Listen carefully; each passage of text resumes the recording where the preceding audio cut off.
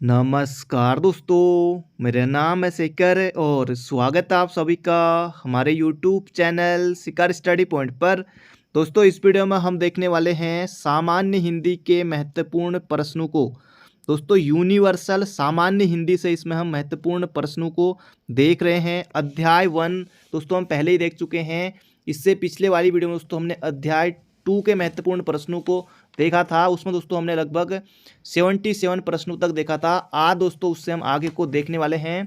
इसमें दोस्तों लगभग 4500 यानी कि दोस्तों लगभग 4500 इसमें प्रश्न है। आपको दोस्तों ये बुक लेने की ज़रूरत नहीं है।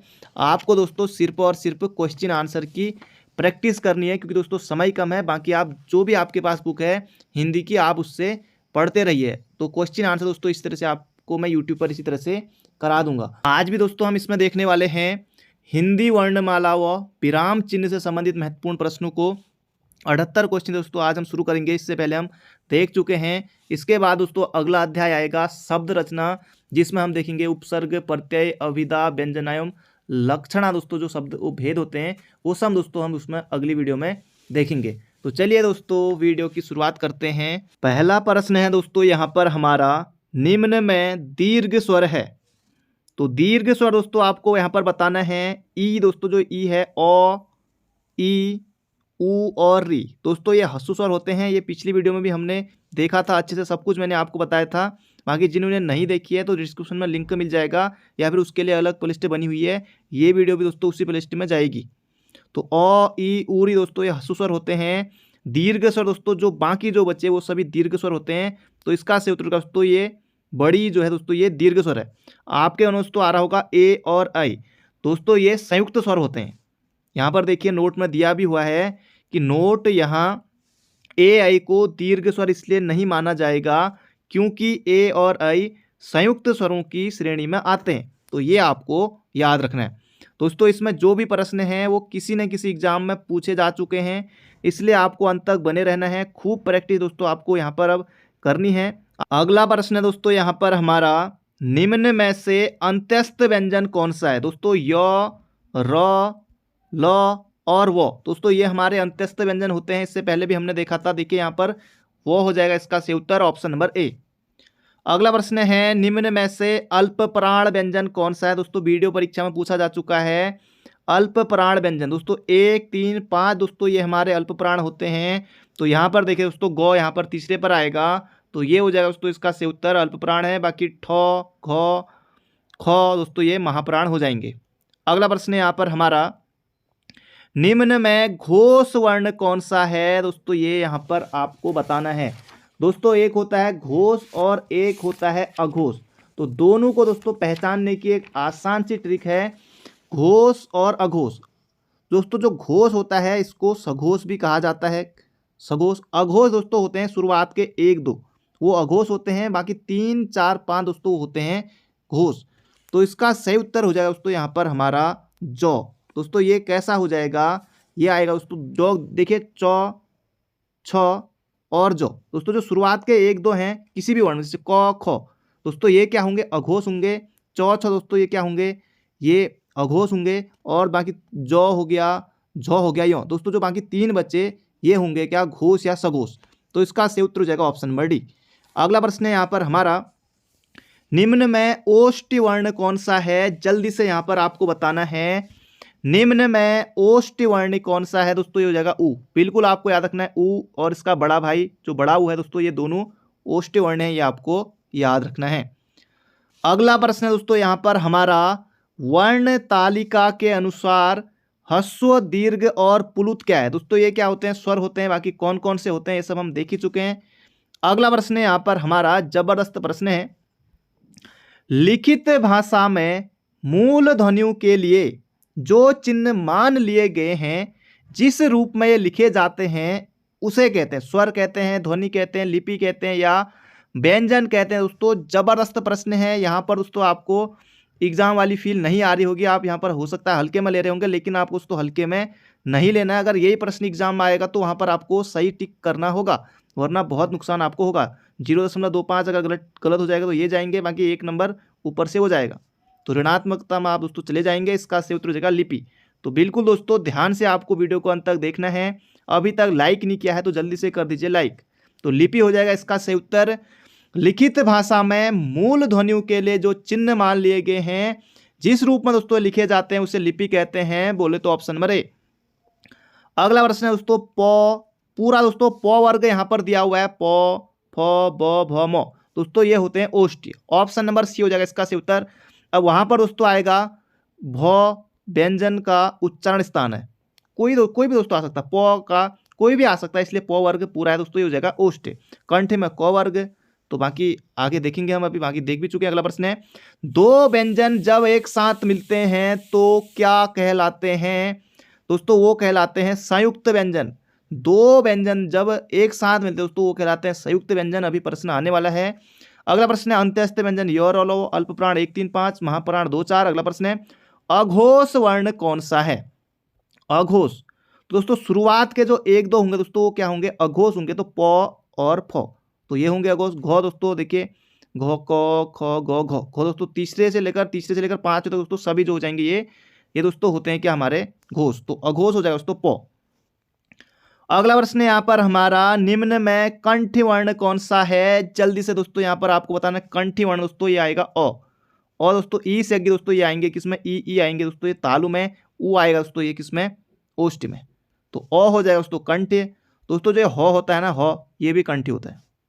अगला प्रश्न है दीर्घ स्वर कौन सा है? दोस्तों ये हो जाएगा आ, बड़ा ऊ, बड़ी। दोस्तों ये सब हो जाएंगे हमारे दीर्घ स्वर।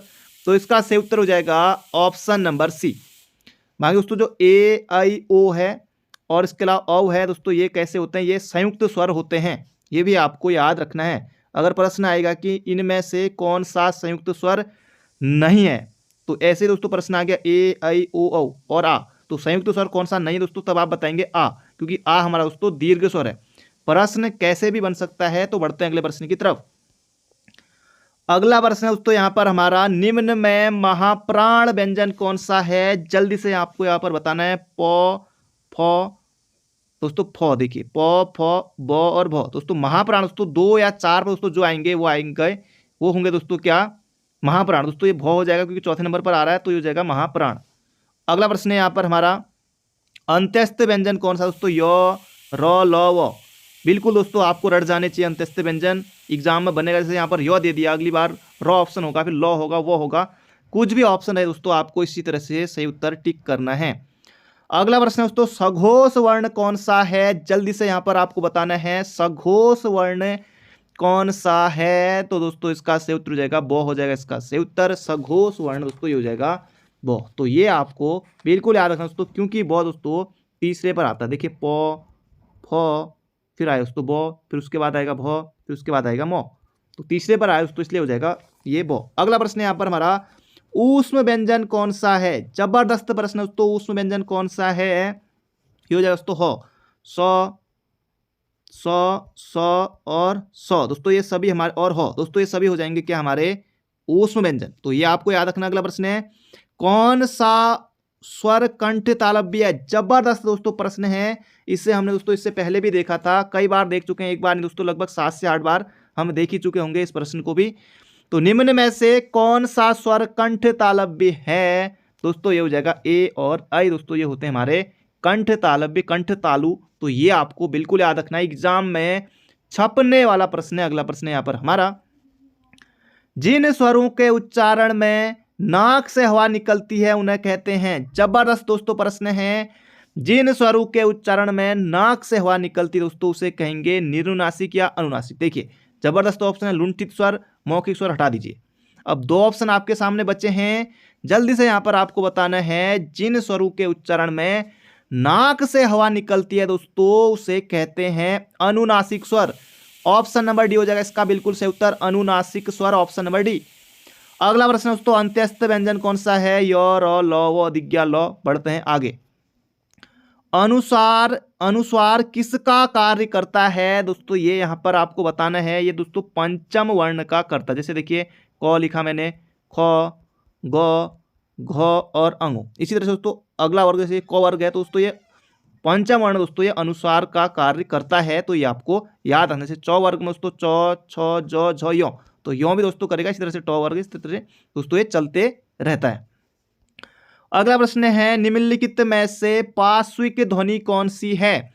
जल्दी से दोस्तों यहाँ पर आपको बताना है निम्नलिखित में से पार्श्विक ध्वनि कौन सी है।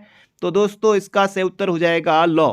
इससे दोस्तों हम पहले भी देख चुके हैं, इससे पहली वाली वीडियो में उसमें भी आया था। रिवीजन यहाँ पर आपको करना है, तो लौ हो जाएगा इसका बिल्कुल सही उत्तर। अगला प्रश्न है निम्न में से कौन सा वर्ण दंती नहीं है। दंती दोस्तों कौन सा होगा, तो, थ, दो भी आएगा दोस्तों, पूरा तो वर्ग दंती है। इसके अलावा लौ दोस्तों दंती है। ये दोस्तों जो सौ है ये भी दोस्तों दंती है। चौ वर्ग दोस्तों ये तालु हो जाएगा इसका सही उत्तर। ऑप्शन नंबर बी हो जाएगा इसका बिल्कुल बिल्कुल सटीक उत्तर। अगला प्रश्न है दोस्तों जबरदस्त प्रश्न है, एग्जाम में देखिए लोअर पीसीएस परीक्षा में दोस्तों प्रश्न पूछा गया है। जबरदस्त प्रश्न अपने आप में। हिंदी स्वरों का वर्गीकरण जब जीप के आधार पर किया जाता है, निम्नलिखित में से कौन सा भेद इसके अंतर्गत नहीं आएगा। जल्दी से दोस्तों यहां पर आपको बताना है। दोस्तों देखिए सबसे पहले दोस्तों अग्रस्वर आएगा, फिर पश्च स्वर, अग्रस्वर, मध्य स्वर और पश्च स्वर। दोस्तों ये तीनों हैं, इसका सही उत्तर हो जाएगा दोस्तों विवृत स्वर नहीं होगा, इसका सही उत्तर हो जाएगा ऑप्शन नंबर बी। अगला प्रश्न है निम्नलिखित में से कौन सा संयुक्त स्वर नहीं है। देखिए दोस्तों मैंने अभी आपको बताया था इस तरह से प्रश्न आ सकता है। देखिए दोस्तों ये भी लोअर पीसीएस में पूछा गया है। ऊ दोस्तों नहीं होगा, बड़ा ऊ नहीं होगा, बाकी ए संयुक्त स्वर है, आई है, ओ है, औ है दोस्तों, ये सभी हमारे संयुक्त स्वर हैं। तो इसका सही उत्तर हो जाएगा ऑप्शन नंबर डी। जल्दीबाजी दोस्तों आपको नहीं करनी है कतई एग्जाम में और यहां पर भी। अगला प्रश्न है, यहां पर दोस्तों गलती होगी चलेगा, आपको याद रहेगा, लेकिन दोस्तों परीक्षा में गलती होगी फिर दोस्तों आपको हमेशा याद रहेगा। ये भी दोस्तों एग्जाम में होता है, फिर अगला एग्जाम आपको मिलेगा गलती सुधारने के लिए। तो इसी में दोस्तों आपको बेहतर करना है। हिंदी वर्णमाला में अंत्यस्थ व्यंजन कौन सा दोस्तों, य, र, ल, व। कितने दोस्तों आसान है, देखिए छ, तर, ग्यों, स्र। दोस्तों ये कौन से व्यंजन हैं, तो ये संयुक्त व्यंजन है। चौ, छ, जो दोस्तों तालु में आएंगे। सौ दोस्तों ये आएंगे ऊष्म में। तो सभी दोस्तों यहाँ पर आपको मिल गए हैं। अंत्यस्थ व्यंजन दोस्तों ये हो जाएगा य, र, ल, व। अगला प्रश्न है यहाँ पर हमारा, हिंदी वर्णमाला में ऊष्म व्यंजन कौन से हैं। तो दोस्तों ये हो जाएगा स और ह। दोस्तों ये हो जाएगा ऊष्म व्यंजन, इसका सही उत्तर हो जाएगा ऑप्शन नंबर बी। तो ये आपको दोस्तों बिल्कुल याद रखना है। ऊष्म व्यंजन दोस्तों कौन सा है, ये हो जाएगा ऑप्शन नंबर बी। तो ये आपको याद रखना है। अगला प्रश्न है, हिंदी भाषा में कुल वर्ण लिपियां हैं। हिंदी भाषा में कुल वर्ण लिपियां हैं, तो ये यहाँ पर आपको बताना है दोस्तों। इसका सही उत्तर हो जाएगा 52। बिल्कुल आसान है। हिंदी भाषा में दोस्तों वर्ण लिपियां कितनी हैं, 52 है। तो ये आपको बिल्कुल याद रखना होगा। अगला प्रश्न दोस्तों मध्य स्वर कहते हैं, ये यहाँ पर आपको बताना है मध्य स्वर।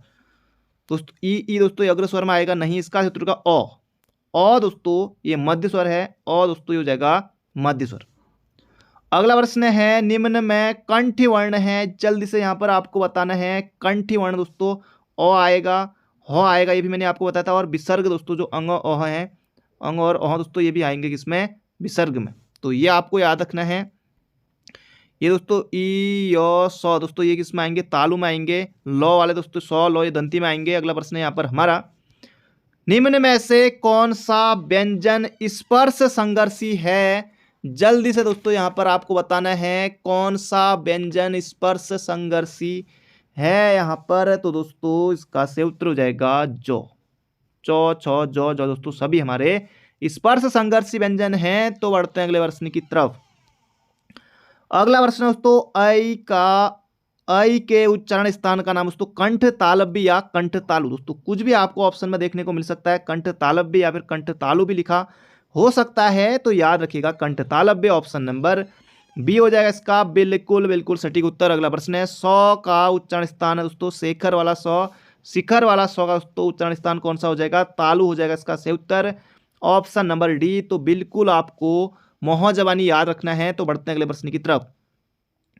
अगला प्रश्न दोस्तों, कौन सी ध्वनि महाप्राण ध्वनि नहीं है। दोस्तों महाप्राण 2, 4 पर, तो घ चौथे पर, चौ, छ, जो, झो चौथे पर, ख दूसरे पर, तो ये सभी महाप्राण है दोस्तों। जो, चौ, छ, जो दोस्तों तीसरे पर है, तो अल्पप्राण हो जाएगा इसका सही उत्तर ऑप्शन नंबर बी। ये हो जाएगा अल्पप्राण। बाकी महाप्राण दोस्तों ये हैं ए ऑप्शन, सी ऑप्शन और डी ऑप्शन।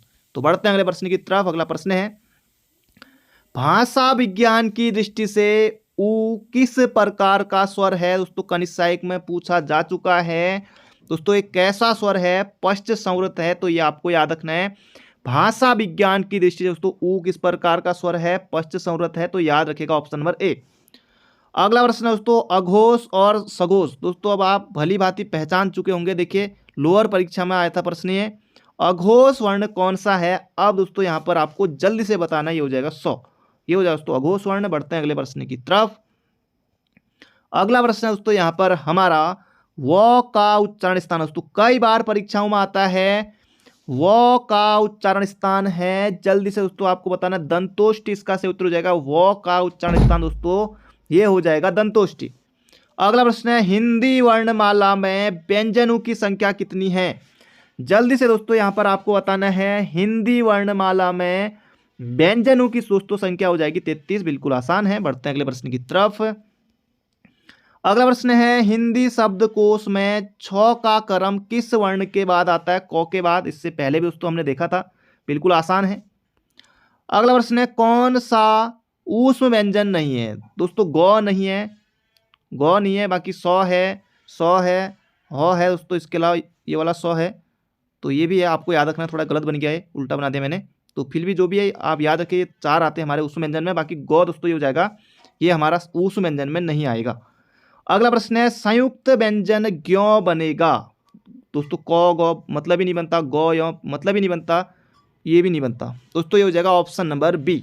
जौ के नहीं दोस्तों हलंत रहेगा, फिर यौ। दोस्तों ये कैसे व्यंजन हो जाएंगे, संयुक्त व्यंजन हो जाएंगे, तो ये आपको याद रखना है। छौ, तरौ, ग्यों और श्रौ दोस्तों हमारे कैसे व्यंजन है, संयुक्त व्यंजन है।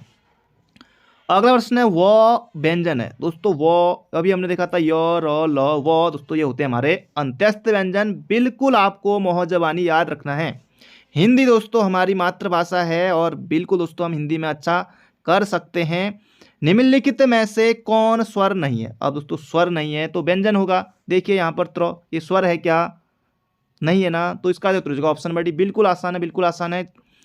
अगला प्रश्न है संयुक्त व्यंजन नहीं है। देखिए दोस्तों छौ, त्रो, ग्यों और स्रो ये सभी संयुक्त व्यंजन हैं, तो ये फ दोस्तों हमारा संयुक्त व्यंजन नहीं होगा। इसका से उत्तर हो जाएगा ऑप्शन नंबर ए। अगला प्रश्न है दोस्तों यहाँ पर हमारा किस वर्ण का उच्चारण स्थान तालु है। जल्दी से यहाँ पर आपको बताना है किस वर्ण का उच्चारण स्थान तालु। दोस्तों चौ वर्ग आता है, चौ, ये हो जाएगा चौ, छ, जौ, झ दोस्तों, ये सभी हो जाएंगे हमारे कौन से, तालु वर्ग में। तो ये आपको याद रखना। ह दोस्तों कंठ है, और ये दोस्तों कंठ तालव्य भी है आई, तो ये भी आपको याद रखना। बढ़ते हैं अगले प्रश्न की तरफ। अगला प्रश्न यहाँ पर हमारा निम्न में से कौन सा व्यंजन संघर्षी है। लेखपाल परीक्षा में पूछा गया है। जल्दी से यहाँ पर आपको बताना है, संघर्षी दोस्तों व्यंजन है, व्यंजन संघर्षी दोस्तों ये हो जाएगा हो। तो बढ़ते हैं अगले प्रश्न की तरफ। अगला प्रश्न है दोस्तों यहाँ पर हमारा निम्नलिखित में से ट वर्ग में नहीं है। दोस्तों ट, ठ, ड, ढ, अणु दोस्तों सभी आपने देखे होंगे, लेकिन ध दोस्तों आपने नहीं देखा होगा ट वर्ग में, तो इसका सही उत्तर हो जाएगा ऑप्शन नंबर डी। अगला प्रश्न है महाप्राण व्यंजन। दोस्तों बिल्कुल आसान है, अब आप ट्रिक आसानी से पहचान चुके हैं। ट्रिक से दोस्तों आप आसानी से पहचान सकते हैं कि कौन अल्प प्राण है, कौन महाप्राण है, कौन अंत्यस्थ है, कौन दोस्तों ऊष्म व्यंजन है। इसके अलावा संयुक्त व्यंजन दोस्तों आप सभी पहचान सकते हैं। अब तो महाप्राण व्यंजन दोस्तों यहाँ पर आपको बताना है, तो ये हो जाएगा घ। बिल्कुल आसान है, देखते ही उत्तर आप टिक करना है आपको। अगला प्रश्न है संयुक्त स्वर। देखिए दोस्तों शुरुआत में ही हमने देखा था कौन कौन से हमारे संयुक्त स्वर हैं, ए, आई, ओ, औ। तो ये आपको दोस्तों बिल्कुल याद रखना है, ये हमारे कैसे हो जाएंगे संयुक्त स्वर, तो ये आपको याद रखना है। अगला प्रश्न है प्रत्येक वर्ग का दूसरा और चौथा। दोस्तों अभी मैंने आपको क्या बताया, 2, 4 महाप्राण, 1, 3, 5 अल्प प्राण, तो ये आपको बिल्कुल याद रखना है। प्रश्न दोस्तों कैसे भी एग्जाम में आ सकता है। अगला प्रश्न है ट वर्ग उच्चारण की दृष्टि से किस प्रकार की ध्वनि है। जल्दी से यहाँ पर आपको बताना है ट वर्ग उच्चारण की दृष्टि से किस प्रकार की ध्वनि है। दोस्तों मूर्धन्य होता है हमारा ट वर्ग, ये आपको याद रखना है। त वर्ग दंते, च वर्ग तालु, क वर्ग कंठे, केटीएम 2 से आप याद रख सकते हैं। अगला प्रश्न है निम्नलिखित में से दीर्घ स्वर दोस्तों आ। देखते ही उत्तर, दोस्तों देखते ही उत्तर आपको लगाना है, आ हो जाएगा। बाकी ऊ दोस्तों कैसा हो जाएगा, ये हो जाएगा दोस्तों हस्सु स्वर, तो ये आपको याद रखना। बाकी ए और ओ दोस्तों ये हो जाएंगे कैसे स्वर, अभी हमने देखा है संयुक्त स्वर। अगला प्रश्न है यहाँ पर हमारा चौ वर्ग, पूरा दोस्तों चौ वर्ग यहाँ पर लिखा हुआ है, चौ छ जौ झ य। दोस्तों ये होता है तालु, ऑप्शन नंबर सी हो जाएगा इसका बिल्कुल बिल्कुल सटीक उत्तर। अगला प्रश्न है शब्द की सबसे छोटी इकाई है। शब्द की सबसे छोटी इकाई, दोस्तों जबरदस्त प्रश्न है, बहुत से बच्चे गलती करेंगे लेकिन आपको गलती नहीं करनी है। स्वर, व्यंजन, वर्ण या अयोगवा, ये अयोगवा है, आप समझ गए होंगे, तो ये अयोगवा यहाँ पर होना चाहिए। तो शब्द की सबसे छोटी इकाई दोस्तों ये हो जाएगा वर्ण, ध्वनि या वर्ण, ध्वनि या वर्ण, जो ऑप्शन में रहे वो आपको टिक करना है। अगला प्रश्न है जो वर्ण स्वर की सहायता से बोले जाए उन्हें क्या कहते हैं? वर्णमाला दोस्तों, वर्णों के समूह को दोस्तों कहते हैं वर्णमाला, तो वर्णमाला नहीं, जो वर्ण स्वर की सहायता दोस्तों बोले जाए उसे कहेंगे व्यंजन। तो ये आपको याद रखना है, बिल्कुल आसान है। बढ़ते हैं अगले प्रश्न की तरफ।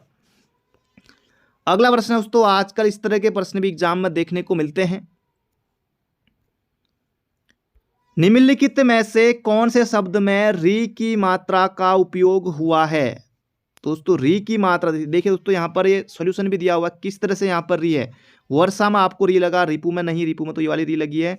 क्रिया में दोस्तों नहीं, आप पढ़ने में तो अगर दोस्तों ये यहाँ पर नहीं होता, देखिए री क्रिया यहाँ पर भी लग रहा होगा, वैसे अगर इसको बोलेंगे तो वृष्टि, तो वृष्टि में दोस्तों यहाँ पर री देखिए किस तरह से इसका यहाँ पर विच्छेद किया हुआ है, वो है वो हलंत रहेगा, फिर री, फिर सौ, फिर टॉ, फिर ई, तो वृष्टि। तो वर्ण विच्छेद दोस्तों आपको ये याद रखना है वृष्टि का, तो इसका सूत्र का ऑप्शन नंबर ए वृष्टि। और री दोस्तों, री की मात्रा वृष्टि में प्रयोग है, ये आपको याद रखना। बढ़ते हैं अगले प्रश्न की तरफ। अगला प्रश्न है व्यंजन को स्वर रहित लिखने के लिए किस चिन्ह का प्रयोग किया जाता है?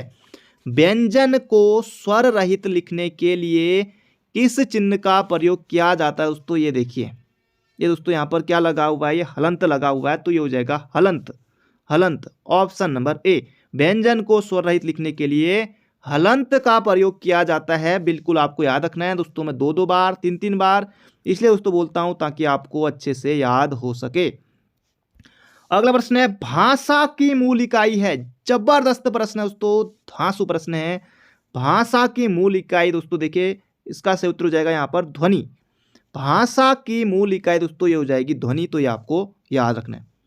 अगला प्रश्न है भाषा की सबसे छोटी इकाई क्या कहलाती है? जबरदस्त दोस्तों प्रश्न है। व्यंजन, स्वर, अयोगवाह या वर्ण? दोस्तों ये अयोगवाह बन गया, पता नहीं, चलो जो भी है, तो इसका सही उत्तर हो जाएगा वर्ण। शब्द की सबसे छोटी इकाई दोस्तों होती है ध्वनि या वर्ण। अगला प्रश्न दोस्तों सौ का उच्चारण स्थान है, दोस्तों ये शिखर वाला सौ दोस्तों यहाँ पर है, तो इसका सही उत्तर हो जाएगा तालु, बिल्कुल आसान है, तो ये आपको याद रखना है। वर्णों के कितने भेद होते हैं? जल्दी से यहाँ पर आपको बताना है वर्णों के कितने भेद होते हैं दोस्तों? केवल 2। वर्णों के कितने भेद होते हैं दोस्तों? ये होते हैं 2। अगला प्रश्न यहाँ पर हमारा वर्णों के समुदाय को क्या कहते हैं? दोस्तों जो वर्णों का समुदाय होगा तो सारे दोस्तों वहां पर वर्ण आएंगे, तो फिर उसे कहेंगे हम क्या? वर्णमाला, बिल्कुल आसान है, तो इसका सही उत्तर हो जाएगा ऑप्शन नंबर डी। स्वरुनाम, क्रिया, संज्ञा दोस्तों सभी हम पढ़ेंगे इसी तरह से। आज हमारा अध्याय 2 है। अगला प्रश्न है यहाँ पर हमारा निम्न में से कौन सा वर्ण अघोष है? दोस्तों अब तो आप पहचान ही चुके होंगे अघोष और घोष कौन कौन होते हैं, तो क हो जाएगा इसका सही उत्तर, तो ये आपको याद रखना, क ख दोस्तों अघोष, बाकी 3 4 5 1 2 अघोष, 3 4 5 सघोष या घोष। अगला प्रश्न है निम्न में से कौन से शब्द में र व्यंजन नहीं है? जबरदस्त प्रश्न है दोस्तों, र व्यंजन नहीं है, तो यहां पर दोस्तों दिया हुआ है किस तरह से है र व्यंजन। दोस्तों देखिए क्रम दोस्तों यहाँ पर लिखा हुआ है र आया, देखिए यहाँ पर मातृभूमि में देखिए दोस्तों र नहीं है, मात्र में दोस्तों र है, देखिए यहाँ पर आया, मूर्धा में दोस्तों र आया, देखिए यहाँ पर दोस्तों मातृभूमि में आपको नहीं मिलेगा र, तो इसका सही उत्तर हो जाएगा ऑप्शन नंबर बी। बाकी दोस्तों ये पूरा विच्छेद इस तरह से दिया हुआ है। दोस्तों एग्जाम में हो सकता है कि मातृभूमि का आपको वर्ण विच्छेद पूछ लिया जाए। अब दोस्तों ऑप्शन ही तो बनाने ना, 4 ऑप्शन। अब किसी में दोस्तों जैसे यहाँ पर मात्र, किसी में ये री लगा दिया, किसी में भौ में से हलंत हटा दिया, किसी में ऊ की जगह छोटा ऊ लिख दिया, और किसी में दोस्तों ये ई की जगह बड़ी लिख दिया, तो इस तरह से दोस्तों 4 ऑप्शन आसान से बन सकते हैं। तो ये भी दोस्तों आपको वर्ण विच्छेद आना चाहिए मातृभूमि का या किसी भी अन्य वर्ण का, तो इसका सही उत्तर होगा दोस्तों मातृभूमि। अगला प्रश्न है तालव्य ध्वनि है दोस्तों, ये हो जाएगा 100, कई बार हम देख चुके हैं। अगला प्रश्न है स्वर रहित व्यंजन जब स्वर सहित व्यंजन से मिलता है तब क्या कहलाता है? जबरदस्त प्रश्न है दोस्तों। इसे कहते हैं दोस्तों संयुक्ताक्षर। Option number D. स्वर रहित व्यंजन जब स्वर सहित व्यंजन से मिलता है तब दोस्तों वो क्या कहलाता है? संयुक्ताक्षर। देखिए दोस्तों कैसे, क और सौ दोस्तों, ये छ का वर्ण विच्छेद इस तरह से होगा, और क दोस्तों यहाँ पर स्वर रहित व्यंजन है, तो ये इसे दोस्तों हम कहते हैं क्या? संयुक्ताक्षर। बिल्कुल दोस्तों याद रखिएगा। बढ़ते हैं अगले प्रश्न की तरफ। अगला प्रश्न है, कौन सा व्यंजन नासिका द्वारा उच्चारित होता है दोस्तों? अणो। देखते ही उत्तर। बढ़ते हैं आगे। अगला प्रश्न है, निम्न में से संयुक्त व्यंजन कौन सा नहीं है? छ्यों, चौ, त्र, ग्यों, स्रो। दोस्तों ये यहाँ पर देखिए यो नहीं है, यो, र, ल, व अंत्यस्थ व्यंजन में आता है। बढ़ते हैं अगले प्रश्न की तरफ। अगला प्रश्न है, जिनका उच्चारण ऊपर के धातु पर जीभ लगाने से होता है उन्हें क्या कहते हैं? जल्दी से दोस्तों यहाँ पर आपको बताना है दोस्तों, उसे कहते हैं दंते। जिनका उच्चारण ऊपर के धातु पर जीभ लगाने से होता है दंते, तो ये आपको याद रखना है। ऊष्म व्यंजन दोस्तों देखिए सौ, सौ, सौ और हो। ऑप्शन नंबर ए। ज्यादा देखना नहीं है ऑप्शन को। अगला प्रश्न है, सौ ध्वनि का उच्चारण स्थान है। दोस्तों ये अलग अलग परीक्षाओं में पूछे जा चुके हैं, इसलिए दोस्तों प्रश्न वहां पर रिपीट हो रहे हैं बार बार। ये आपके लिए अच्छा दोस्तों, जब तक दोस्तों आपको याद ना हो तब तक आपको पढ़ते जाना है। बिल्कुल 100 दोस्तों हो जाएगा यहाँ पर हमारा तालु।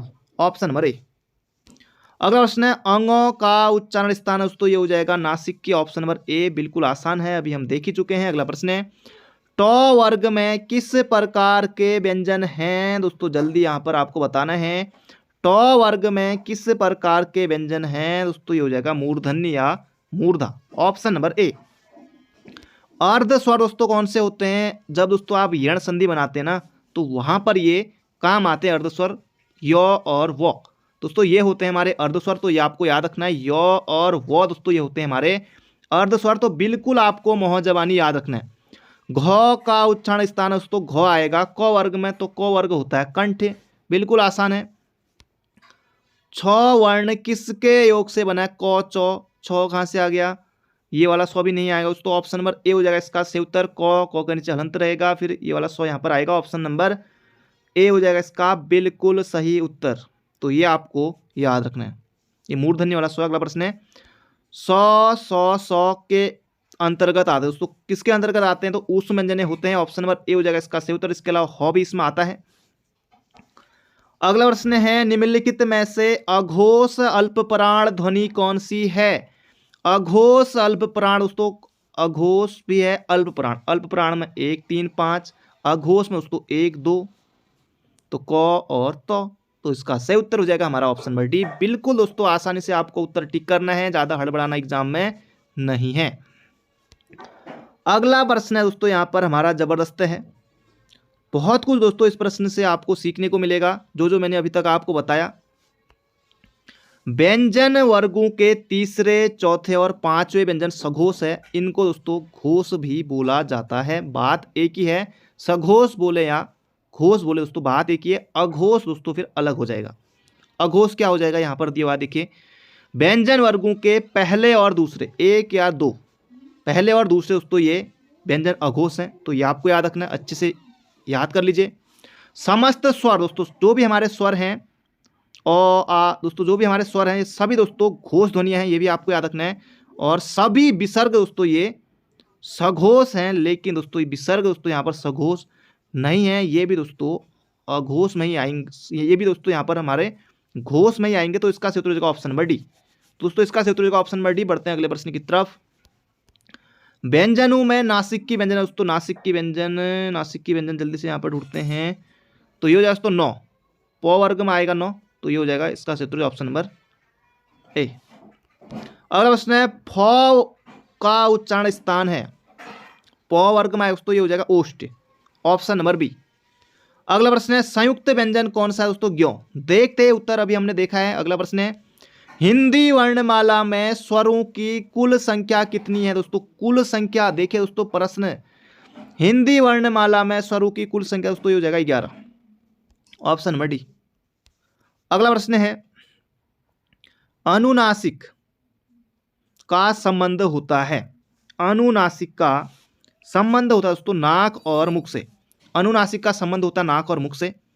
अगला प्रश्न है कंठी ध्वनि का उदाहरण दोस्तों क वर्ग हो जाएगा इसका सही उत्तर, बिल्कुल आसान है।